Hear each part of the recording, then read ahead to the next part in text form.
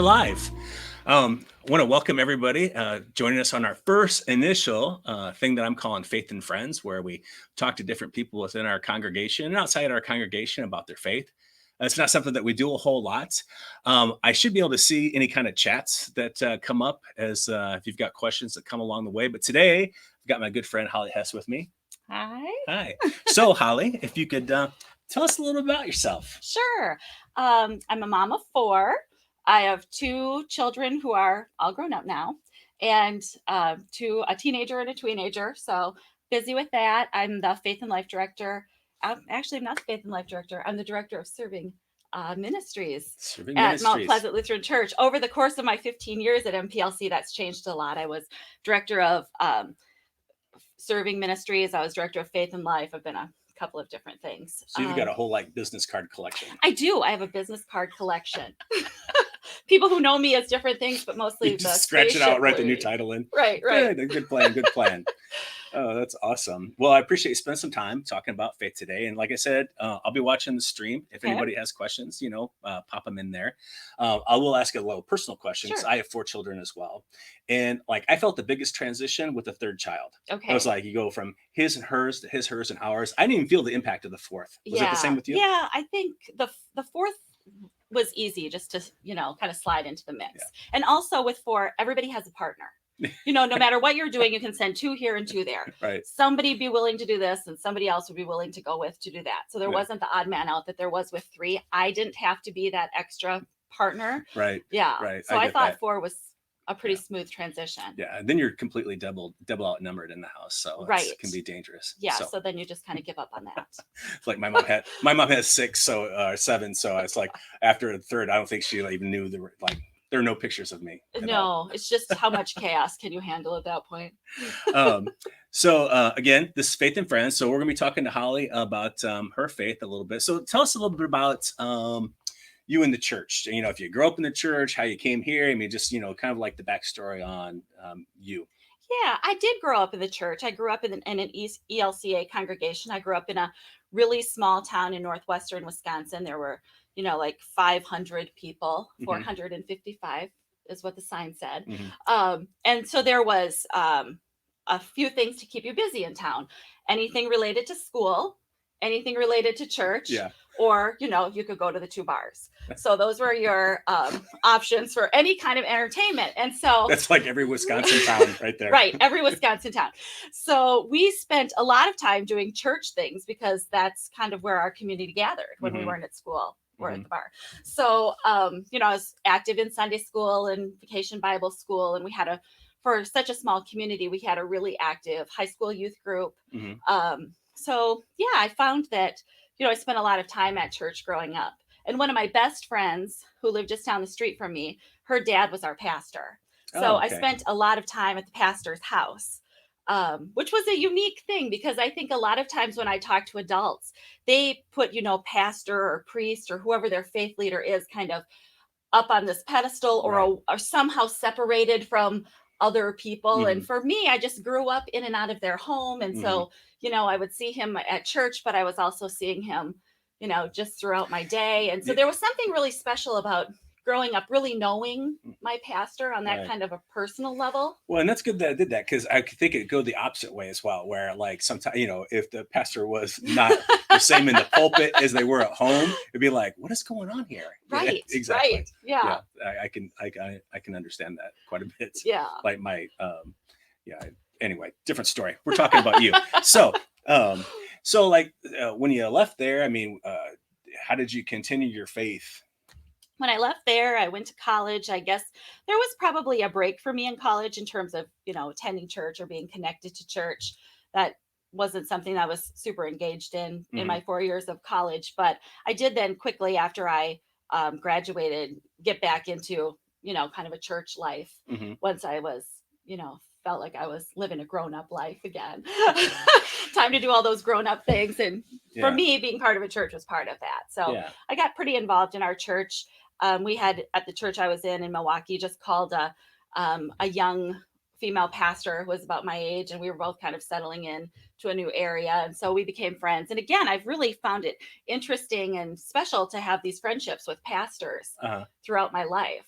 That's It's really a kind of an cool. interesting theme I hadn't thought much about. And then working at the church, that happens here Yeah, I too. mean, cause well, yeah, you've been, here, and I think that that says a lot about, you, that having a call to serve, which we can talk a little bit about as well, because I think that's an important thing to think about. I mean, we're all called some way, Right. whatever we're doing, always in vocation, as Martin Luther said. But, Hmm. you specifically, in the ministry that you're in. Well, let's talk a little bit about that. Okay. What is it you do?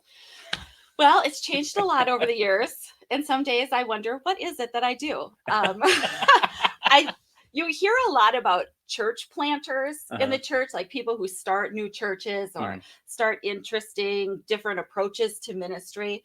And I sometimes have thought that my job could best be described as like a program planter. Hmm. Um, I somebody who's in relationship with a large range of people in the congregation, and so I kind of hear from people what they're interested in, what kind of questions they might have, what they might be called to do. Hmm. And I've been able to kind of bring that back on a staff level and say, hey, I've kind of heard some rumblings about this. Hmm. What do we think about offering something that would meet that need? Or what do we think about trying something like this? Hmm. So I kind of have seen myself as a go-between pastoral staff and the Hmm. congregation, Kind and of like a community connector in a way. kind of like a community connector. Pastor Dave used to call me a faith midwife. So That gives me a completely different visual. a new visual. A whole different visual. So anyway, yeah, taking that to the to wherever you want to go with that. I always thought that was kind of an interesting thing, like organically kind of bringing ideas from the congregation to the pastors, to the council, and kind of moving ahead with creating things that are quickly responsive to congregational needs. Right now, my main focus is on serving. Mhm. How do we look outside of ourselves? How do we serve our community? What are our community needs? What's our place in the community? Mhm. Um, if something happened to our congregation, would the community miss us? Mhm. Are we playing a dynamic role in the community? If there's Mhm. a question or a concern in the community, are we at the table trying to help solve that? Mhm. Um, and so that's been an interesting kind of challenge I bet. the last few years. And I really feel our congregation has totally stepped up to Oh that. yeah, I agree with that. So let's. I mean, since you're out there, I mean, outside of Mount Pleasant Lutheran Church, I mean, yeah, in your travels as a My midwife, travels. where do you see God at work? In our community. I mean, what are some things that you've been seeing? Because I think that sometimes it's easy to just go about our busy days, not paying attention to anything, and not see all the things that God's really got going on. Yeah, I see God at work all over the place in our community. One place really near and dear to my heart is, in the little free food pantry that we have outside Hmm. of the church. I see people coming and going from that all the time when I'm going past the church just about my daily business or when I'm here checking on it. And I also see people leaving things in it for others. It's been a real community connection point, I think. People who come to utilize the pantry, people who want to share what they have with others who might Hmm. come next. Um, so that's been really interesting to see how that has developed. It's not just us meeting a need, but it's kind of become a meeting point for people to come and take care of each other, Yeah. and to do it from a distance during this time when we've kind of had to be distanced more. Right. I still feel like there's a real that little food pantry has become like a magnet for Yeah. people who might be in need, but also who want to give and care for each other. Right. It'd be cool to have on there is if it had like if somebody walked up to it, there was a hologram that came out. It was like Pastor Beth Ann was like, "Hi, welcome to Mount Pleasant Lutheran Church." We need to get on that. That would be amazing, wouldn't it? And then we need to have some kind of a camera that's videotaping people's responses to it when she jumps out of the food box. Yeah, that would be. Oh, sorry, it was going on. I was like, that was in my head. I was like, that would be really neat. Anyway, so yeah, that is.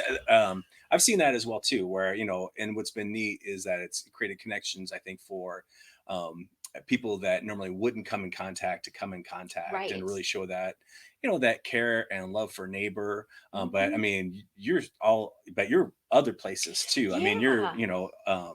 at the Hope Center. You're down. I'd slip on my mind. The other place, Yeah, yeah, you know, I'm sorry, hospitality. Those Hospitality other Center. places. Yeah, Halo. yeah. Yeah. So I imagine Women's you see a Resource lot Center. down, at those places as well. Yeah, it's been really interesting. I think people are really missing a sense of community that they had pre-COVID. Mhm. So it's exciting when we are able to see each other again. Right. I see a lot of, like Oprah Winfrey style reunions. People who are like, like, oh, I haven't seen you in so long. It's like something you'd see on TV, Uh-huh. these reunion Oh, shows on cool. TV. It's been really fun to see that. There's also a sense of how do we come back together and do this in a way that's safe, or is Mhm. it safe for us to be together? So it's interesting as I've watched like all these different segments of our community kind of start to sort through how are we going to do this? How do we come back from this? But the underlying theme, I think, is, I've missed you. I've been concerned about you. Mhm. I care for you, and I'm glad to see you again. I keep hearing Right. that over and over between people and in Mhm. conversations that I'm having. I saw a guy I hadn't seen in almost a year and a half, and he said, I've been so worried about you. Mhm. I haven't seen you in so long. And I said, well, I've been really worried about you too. There is still this fabric of community that we had built that is there. Right. And it's intact, and it shows me the depth of those relationships, the Yeah. power of those relationships. And to think of that, like God built us for community and to be with people, and that this last year has been like that strain on that. I mean, not Right. just like here within our church, obviously people Right. missed each other, but I mean, just the community as a whole. Mhm. People that might not have a church home, or their church is the hospitality center, Right. where that's the only place they know to go and the people to hang out. Mhm. I mean, that's what I think about with the outreach center in Kenosha, is that it was just a place where people would hang out, Mhm. and there were relationships, and that even now, I mean, people come in and get stuff, but they haven't opened fully yet Right. because it's not the time. But there's that want, people are asking all the time. It's like, hey, when can we just hang out here? It's that safe place where they've got people to talk to. They can hear the word, they can share God's Mhm. love, sometimes get in a fight, but Right. But yeah, there's grace for that. There's yeah, grace for all those yeah, things. And I yeah, think that's what makes these relationships built around our faith, built around church and our church community really special, is that we extend each other a lot of grace, uh-huh, and that those are built on a love that's beyond us. right, There's absolutely, something special about that. And yeah, that can withstand a lot of yeah. things. I like all that. So the other thing I want to talk about is, like, for you personally, Mhm. what does it like your faith mean to you? I mean, and how does it form your life, or how does it, form your relationships with others? Why Jesus makes a difference for you? Yeah, well, Jesus makes all the difference for me. And I think for me, the best way to describe it is something that I learned in adult ed Hmm. from Pastor Dave Eckelbarger. And he was saying that faith is like the ground, like you think of God or heaven or like you think of these things as far off things that Hmm. are not close to you, Hmm. right? But your faith in God, that is the ground that you stand on. That's what you're grounded in. You're rooted in that. Hmm. And when you are rooted in that, you have a sense of calm, a sense of fulfillment, a sense of maybe safekeeping. I don't know exactly how to describe it. And then he said, sin isn't like this long list of things that you've done wrong, because, It's not. I guess not, which was life changing, right? I'm like, so I can rip up the list, It's the like, whole list. I'm having a bonfire. So I got the book and I threw it in the trash. And he's like, that's not what that is. That's separation. Think of sin as like being separated. Right. Yeah, the concept of that is being like separated from Mhm. God. So, and that God is that grounding. And so if you're grounded there, then you have a sense of yourself that you can't maybe explain so much. You have a sense of general overall like well-being. Mhm. And then if you do start to distance from that, then you start to not feel you start to feel that separation, and that God, it's like gravity. It's like it's always trying to pull you back into that kind of organic, authentic, true relationship. Mm-hmm. So I always thought that was really fascinating and true. So I feel like when I'm involved in my church, when I'm thinking about, how do I live my life in a way that models what Jesus gives us for a Right. roadmap, then I feel pretty fulfilled. Mm-hmm. And in times in my life when I've maybe moved from that for whatever reason, I would best describe it maybe as like an emptiness, Right. that can't be filled with other things. Yeah. So it doesn't matter if you can't buy enough shoes to fill that, and you can't take on enough volunteer roles to fill that. And you Right. can't be a good enough mom to fill that. Mm-hmm. That's filled by kind of coming back to that home base Right. and then living your life out of that. I like that a lot, because I certainly understand that, because I know that in those times where, like, you turn away, there's nothing that seems that fills that like it should. But when Yeah. you turn in, Yeah. instead of turn away, you turn in, and it's a much different dynamic. Right. Yeah. And I really like like a lot of times as Lutherans, we don't really think that we've got, like a faith story. We don't have that Yeah. one thing where, like, Martin Luther is why there's lightning striking, he's saved, I'm going to become a priest. And we don't have that. But we have those moments like you were describing, those things that you're doing in the community, those things that ground you, that keep us a little bit more fulfilled. So I think that yeah, it's one of those things that you gave me to think about a little more today too. Um, so for people that, I don't know, want to show Jesus love more in the community, well, what can they do? I'm just going to put a plug in for some of the stuff you're looking for. Yeah, well, certainly I'm happy to connect with people anytime to kind of sit down with them or talk on the phone about where they're at, Mm-hmm. I think God calls us to do different things at different times in our life because Mm-hmm. there's a need in the world that only we can meet. And, life is a fluid thing. Yeah. So the need I can meet for somebody today probably wasn't a need I could meet for that person 5 years ago, Right. right? We are evolving into who we're called to be all Mm-hmm. the time. Mm-hmm. So I think it's really interesting when people say, hey, I used to do this, but I'm not really sure about that anymore. I think that's such an exciting, tangible call of the spirit, right? To Right. do something new or to be pushed in a new direction. So I love to talk to people about how that piece of their own faith can be fulfilled by being connected in our community. Mm-hmm. And there's just so many. Racine does a really good job of taking care of each other. There are so many great organizations here Mm-hmm. that people can connect with and that are really community driven. Mm-hmm. So it's really easy to plug in here. And there's a big need. I mean, there's a need in every community. There is. People need people who care about them, who want the best for them, who don't want to fix them, but are willing to follow that model of Jesus and walk alongside Right. and be there and be supportive and be understanding. And, Yeah. when they fall, help pick people back up. But Right. knowing that then in your life, that's going to ebb and flow. You're going to be the person that needs the picking up at some point. Somebody's going to be there for you. So yeah, absolutely. So when you can extend the hand, you should. Right. Because you're going to be reaching for it at some point. Yeah. And I like the idea of, taking church on the road, being outside of and in the community. Because that's truthfully what I think that we're, called to do all the time. Yeah, I think my faith became most real and alive to me when I moved it outside of the walls of the church.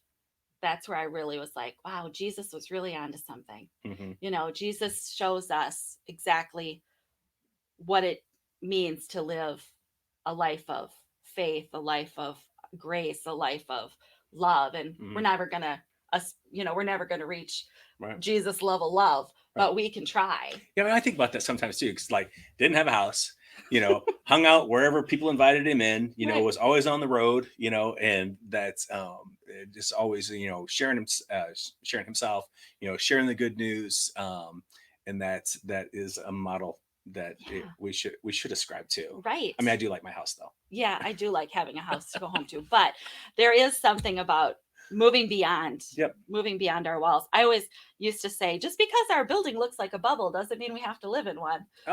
We can get beyond this bubble and realize that there's real life, real world, real people, real concerns, and we can be a real part of the real solution.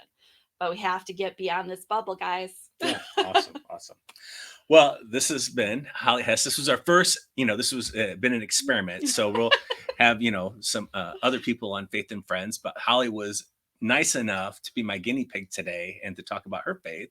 So I want to thank you for, spending a little time with me. Thank you. Always a pleasure because, she's awesome. So anyway, you can post questions on the feed a little bit later if you didn't catch this live, and we'll get to them as we see them.